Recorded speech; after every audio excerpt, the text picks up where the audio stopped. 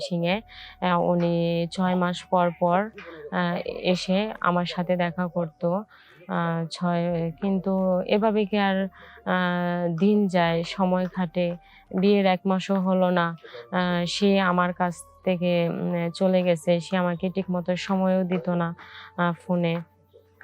অ্যা কিন্তু আমার হাসব্যান্ডের ছোট ভাই ছিল, আমার দেবর সে, তার সাথে আমার একটা ভালো আন্ডারস্ট্যান্ডিং হয়। আ তার সাথে সবকিছু আমি শেয়ার করি যে, "দেখো তোমার ভাই তো আমার সাথে এমন করে, সে আমার সাথে ঠিকমতো ফোনে কথাও বলে না, আমাকে সময়ও দেয় না।" তখন আমার দেবর বলে, "তাতে সমস্যা কি ভাবি? অ্যা আমি আছি না, আপনার যা লাগবে তা আমি দিব। আ আমি আপনাকে ভাইয়ের সুখটা আমি আপনাকে দিতে চাই। আপনি কি তা নিবেন?" আ তখন আমারও তো মন চায় যে আমার একটা ভালো থাকুক। আমার স্বামী যেন আ আমি যেন স্বামী সুখটা তার কাছ থেকে যেন পাই।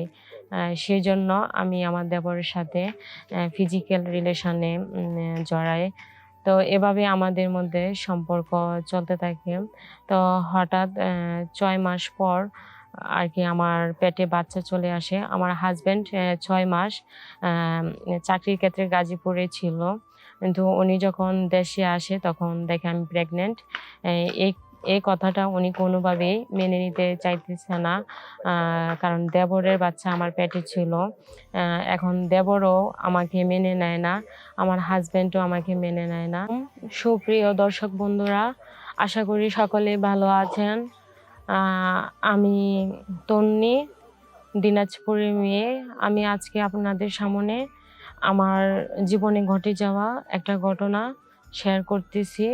আশা করি মনোযোগ সহকারে আমার গল্পটি শুনবেন।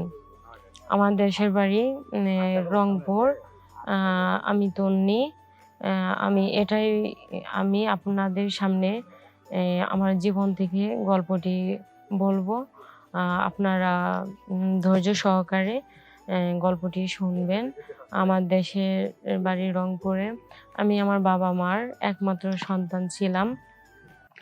আমার বাবা-মা আমাকে নিয়ে অনেক গর্ব ছিল।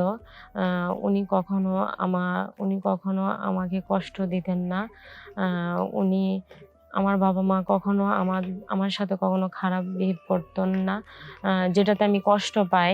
আ কিন্তু আমি যখন ক্লাস 8 এ পড়ি, তখন আ আমি এক সাবজেক্টে ফেল করি। এক সাবজেক্টে ফেল করার পর আমার বাবা-মা খুব কষ্ট পায়। যার কারণে উনি আমার সাথে উনি আর আমাকে লেখাপড়া করাতে চাচ্ছেন না। তখন আমাদের গ্রামের অ্যা একজন ঘটকের সাথে কথা বলে উনি আমার বিয়ের ঠিক করে। অ্যা ওইখানে ছেলে আসে, ছেলের বাড়ি থেকে লোক আসে। অ্যা লোক আসার পর আমাকে দেখে পছন্দ করে বিয়ে করে। বিয়ে করার পর দেখা যায় যে আমার হাসব্যান্ড আ আমাকে ঠিকমতো সময় দিতে পারত না। কারণ উনি থাকতো গাজীপুরে, আমি থাকতাম ময়মনসিংহে। উনি ৬ মাস পর পর আ এসে আমার সাথে দেখা করতো। আ ছয় কিন্তু এভাবে কি আর আ দিন যায়, সময় কাটে। বিয়ের ১ মাসও হলো না। সে আমার কাছ থেকে চলে গেছে। সে আমাকে ঠিকমতো সময়ও দিত না ফোনে। অ্যা কিন্তু আমার হাসব্যান্ডের ছোট ভাই ছিল, আমার দেবর সে, তার সাথে আমার একটা ভালো আন্ডারস্ট্যান্ডিং হয়। আ তার সাথে সবকিছু আমি শেয়ার করি যে, "দেখো তোমার ভাই তো আমার সাথে এমন করে, সে আমার সাথে ঠিকমতো ফোনে কথাও বলে না, আমাকে সময়ও দেয় না।" তখন আমার দেবর বলে, "তাতে সমস্যা কি ভাবি? আমি আছি না, আপনার যা লাগবে তা আমি দিব। আ আমি আপনাকে ভাইয়ের সুখটা আমি আপনাকে দিতে চাই। আপনি কি তা নিবেন?" তখন আমারও তো মন চায় যে আমার একটা ভালো থাকুক। আমার স্বামী যেন আ আমি যেন স্বামী সুখটা তার কাছ থেকে যেন পাই। সেজন্য আমি আমার দেবরের সাথে ফিজিক্যাল রিলেশন এ জড়াই। তো তো এভাবে আমাদের মধ্যে সম্পর্ক চলতে থাকে। তো হঠাৎ ৬ মাস পর আরকি আমার পেটে বাচ্চা চলে আসে। আমার হাসব্যান্ড ৬ মাস আম চাকরির ক্ষেত্রে গাজীপুরে ছিল। কিন্তু উনি যখন দেশে আসে তখন দেখে আমি প্রেগন্যান্ট। এ এই এই কথাটা উনি কোনোভাবেই মেনে নিতে চাইতেছে না।